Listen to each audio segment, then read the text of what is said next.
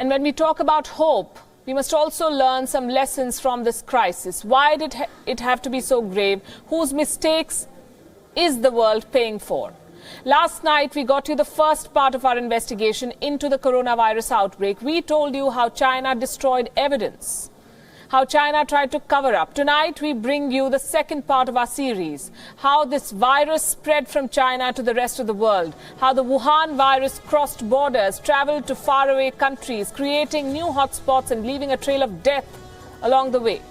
Tonight, we can tell you for sure that human carriers from China took this disease around the world. Yes, travel restrictions were imposed, but they came too late.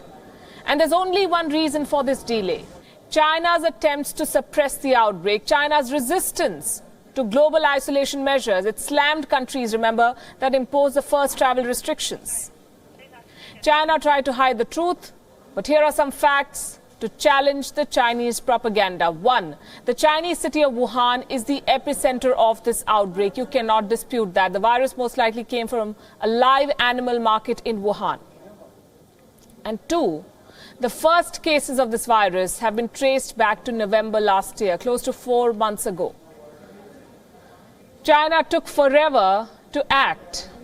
In fact, China acted only when it became impossible to hide the outbreak. It wasted crucial months. The first admission came only in the month of January. The virus was detected in November. The first lockdown came weeks later, on the 23rd of January. I repeat, it came too late. By the 23rd of January, when the lockdown happened, 5 million people had already left the city of Wuhan. Let that sink in. 5 million people possibly infected. The virus had been allowed to spread for several weeks. Millions of people who traveled in and out of Wuhan during this time became potential carriers. This happened during a major Chinese holiday, the Lunar New Year, a time when tens of millions of people travel home or go on a holiday. The Chinese New Year basically supercharged this virus. And this should give you an estimate. The world's biggest human migration takes place during the Chinese Lunar New Year. According to one estimate, Chinese tourists were expected to make 450 million trips this year, and this includes both domestic and international travel. And these trips were scheduled between 24th and 30th of January, bang in the middle of the coronavirus outbreak in Wuhan. No wonder it spread like fire. It is difficult to put an exact number to determine how many Chinese carriers actually took the virus outside China, but there are many patterns and precedents that come in handy.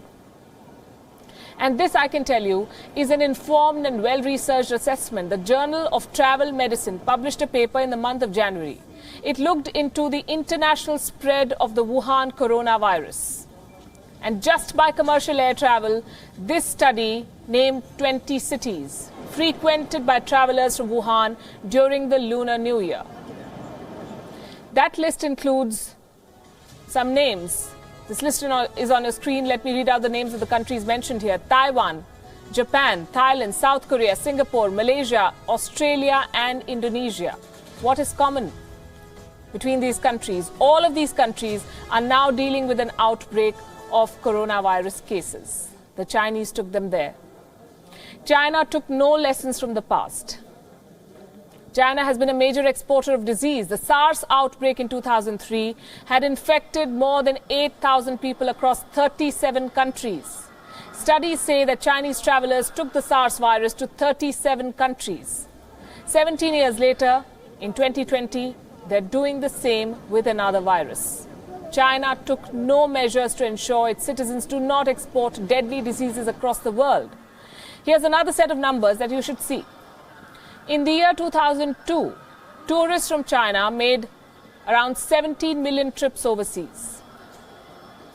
By 2019, that figure rose to 180 million, from 17 to 180 million. Chinese tourists have flooded the world. Now, China says it has controlled the coronavirus. For the first time today, it reported 0 new infections. I would take that claim with a pinch of salt. It's hard to trust China's figures, but let's say they're right. What is China doing? China is now imposing travel restrictions. It exported a virus. Now it doesn't want that virus to come back. The southern province of Guangdong, that shares a border with Hong Kong, has new rules for people travelling back from coronavirus hotspots. They are putting all travellers under a 14-day quarantine. Shanghai has adopted the same measures. China wants to insulate itself from the scourge that it gave the world.